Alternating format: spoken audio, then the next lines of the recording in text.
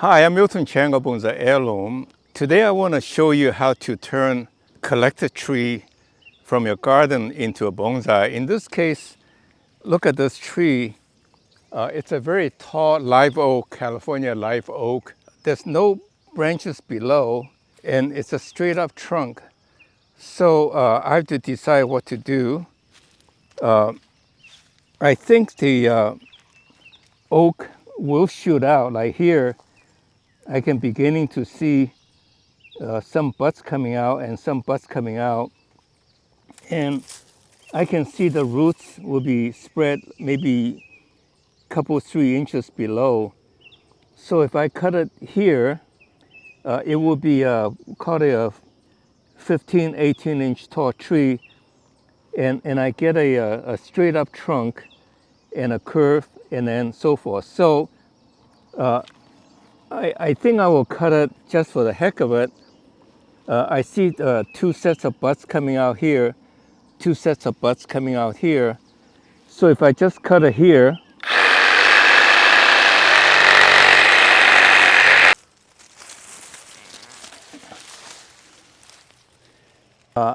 these buds will come out and that become the apex. The tree will be about this tall, I would say 18 inches tall. But these two can come out, so you can imagine there will be a tall tree coming up and there will be buds, side branches coming out everywhere, and then I can select which side branch to take. The other option is I can actually be really drastic, cut up below this, and then let these shoot out, and then I have a squatty little thick bonsai about this tall. But just to be hedge my bet, I cut it here, and some of these will shoot out, and I can always cut it lower next time. And it looks like this could be part of this tree, so this could be a double trunk, a tree coming up with a smaller branches coming out. So this could be an interesting tree demonstration to show you how to cut it to make a tree into a bonsai.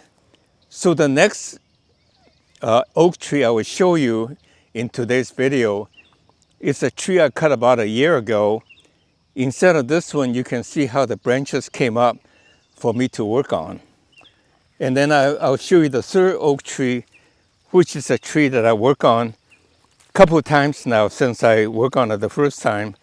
So you can see the progression, how you turn a really raw, lousy looking tree into a bonsai eventually. So early on, I show you how I cut down this tree in a garden. And I'll show you what happened a year or so later that will happen to this tree as it happened here. So if you look closely, this is where I cut it last time. This is a much taller tree than the other one. And you can see I cut it here. I expect something to shoot out here, but it didn't. It shoot out below. And so now let me carry it to the next step. And of course, the next one I'll show you is even a few years down the road, what will happen to this tree as I work on it and go from there. And for those of you wondering about whether it will back bud when you cut down an oak tree, and you can see clearly there are little buds here. And my point is that also these were not visible necessarily. So oak tree, at least California live oak tree, will back bud, unlike the deciduous trees generally, like the evergreens or conifers, generally they do not. So with that in mind then, let me start working on this tree kind of to show you what one does to carry it to the next level after you dig it up, collected the tree. First of all, I think it's essential that you show the roots to decide on where does the bonsai begin in a sense of in a pot, because there may be interesting rootage below for you to take advantage as a part of your design.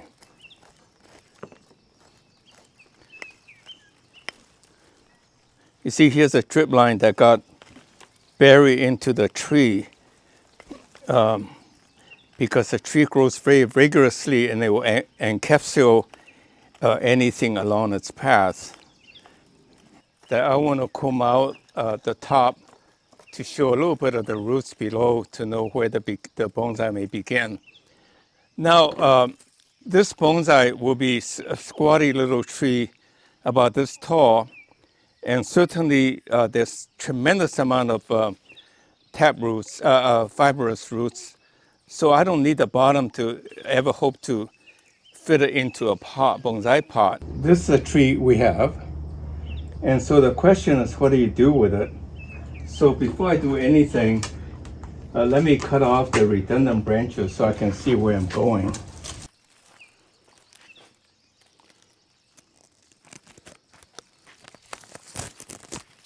I don't really have to cut this very carefully because the oak tree will back bud, so there will always be branches coming out for me to redesign the tree. But I just want to cut off the redundant branch lower so I can see where I'm going with the design of the tree. So now it becomes very clear. You can see this is where I cut off, and this part is dead. So I don't need to worry about that because eventually I can just chisel this part off into a nice taper, maybe go a little bit lower. So it's very clear this is going to be a Miyagi style where there's a roots coming out from the base, and then a trunk takes a turn, and I can cut it here, and or I can let this grow as a sacrificial branch, but I think that's a little bit too far gone. So in a sense of it, I need some branches to sort of like complement my design as I go. So I'll probably cut it off right here. So this will be coming up, and probably one of these will come out. So you have a tree that's coming up with a nice grasping roots coming up to make a turn, make a turn. So you got this kind of multiple turns. So with that then, I'll just cut off this one.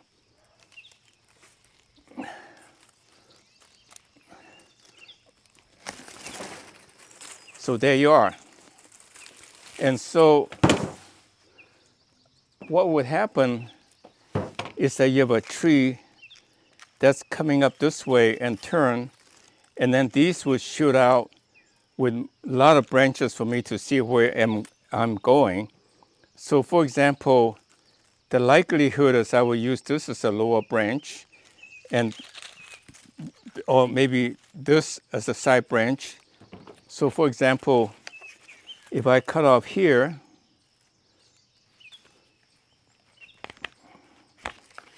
this branch may come out. So you have a tree going up like that, and then a branch coming out. So there's no hurry. I will set this tree aside, put it in a growing pot, and then work on it again. So let me go to the next tree, which is really 2 years ago from this stage.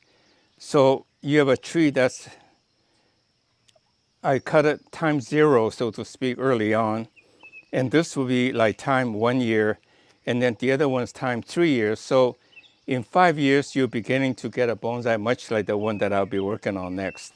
Okay, so this is the third tree I'll demonstrate, this oak tree, which is kind of the third stage of the development. The first one is chop down the tree to induce lower branch. The second one is to start to shape it and cutting off the roots so that you can eventually put in a bonsai pot. I've done all of that. The second phase, between the first phase and second phase, I would say 1 to 2 years. I'd say optimistically 1 year. And from the second phase to the third phase, I would say 2 to 3 years. This one's actually maybe 2 years because I did it twice in between 1 year each. So now let me take this out of the tree, out of the pot, and try to maybe even find a bonsai pot that will kind of fit to at least plant on it. The roots was cut back about 6 months ago, and you can see the fibrous roots is starting to grow. Actually, I cut off significantly, drastically, that it didn't grow real fast, but the growing rate will speed up as the fibrous roots is developed. But you can see I cut off the big roots, and the fibrous roots are starting to come out so that it will fit into a bonsai pot. And now you have a tree. You can see this tree, if I plant it a little bit this way, it will have a branch going out to the side, and then these coming up to the top. Now, I've been accused of being a little bit too brutal in cutting back drastically each time. So I try to do a little bit less of that to show you what are my alternatives. I think it's fine. It's just a matter of preferential technique. And in this case, today I will cut off a little bit less so that the tree would look fuller quicker. And I will spend time do a little bit of wiring, which I don't generally like to do. But again, to demonstrate a technique of wiring to speed up the ramification, that's what I'll do. So this is underneath the curve, so they will not survive, so I'll cut them off. And then this one, I may like it to grow up a little bit to fill this hole here. Nothing will grow under the shade, so I just cut them off. And this one, just let it be to see what happens. Well, this time I will try to cut back a little bit less and use wiring to speed up the increase of the greenery or ramification in the meantime. So like this one, I normally would have cut off, but yeah, I think I still have to cut it off because it's going into that direction. And whereas I can bend this down to make it more, fill up the space there. So this one, I can cut it here, it may increase, but this is kind of like redundant, so I really need something coming out of this way. And I think there's a little bud here that might, so I just cut off this. It will become a branch coming out fairly quickly. And this one, it's kind of broken, so I want to save it by cutting back some to save the amount of moisture lost. And then this one, I will let it be. And then this one, I will also wire a little bit to green up that part. And this, instead of cutting it off to get the right angle, I will wire it so that it will fill out this space a little bit quicker. So for this branch, it's going the wrong direction, but I can wire it by turning it this way. That's what people do. And there's a little bit of cracking here, which is fine. Now I will have a branch coming out this way to fill out this hole faster. But if I cut it back to like a new branch grow out, it'll be 6 months longer, which I think is fine, but you know, most people think I'm too drastic. So this will now have a branch going this way. So that's the wiring technique to speed up the ramification a bit. I would say 6 months to a year, that's probably fairly realistic. So that part, I will gradually wire them to, again, like using this to fill out this hole. You can see instead of let this branch grow out to fill this hole, this is a lot faster, it's instantaneous.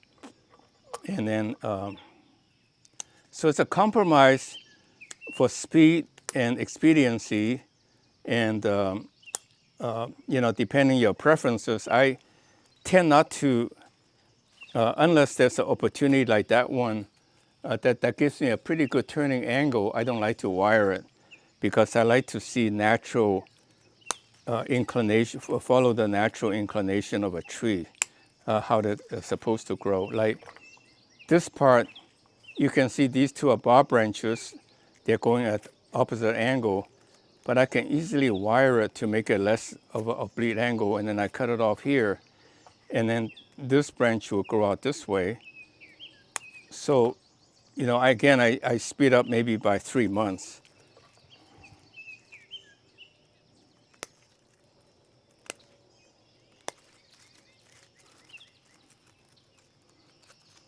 like this, instead of cutting that off, I can bend it, and that it will fill out the bottom hole a little bit faster. In fact, it doesn't take much bending to do that. And I can just keep going so that it will become green relatively quickly. So I'm combining clip and grow and the wiring to benefit from the benefits of each of the techniques. Use everything within my repertoire to get a job done right. Like this can be wired, instead of this way, it's this way. And then this can be coming out. Yeah, so just to show you the simple wiring technique, which I'm sure a lot of you know by learning from the traditional bonsai masters, what you do is you begin where you wanted to turn one branch back to anchor it, and then you don't gird it in a sense that don't wrap around itself, and you wrap around the next branch, right? And then you want this branch to come this way, so what you do is that you try to hold it before you wire it, so that you will know where it wants to go. I used to do it kind of loosely, and now you can twist it further. Like this is not anchoring very well, so you might want to start kind of tighten it a little bit so that it will do this. So now this is going down.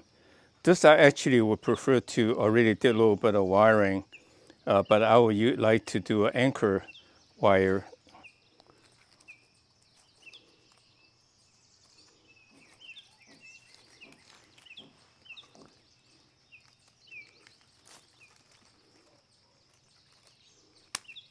I hope you enjoy the process of turning a big tree, random tree, into a bonsai. It's a very rewarding process because you can visualize what it will become. And in this case, basically in 5 years, I got a pretty nice bonsai. So with that in mind, then I thank you very much for watching. Please click like if you think I'm informative, and tell a friend. And also subscribe to our channel and send us your email address and address for that matter, so we can notify you of tree availability. With that in mind, then, I thank you very much for watching. Please again click like, and I see you next week. Thank you very much.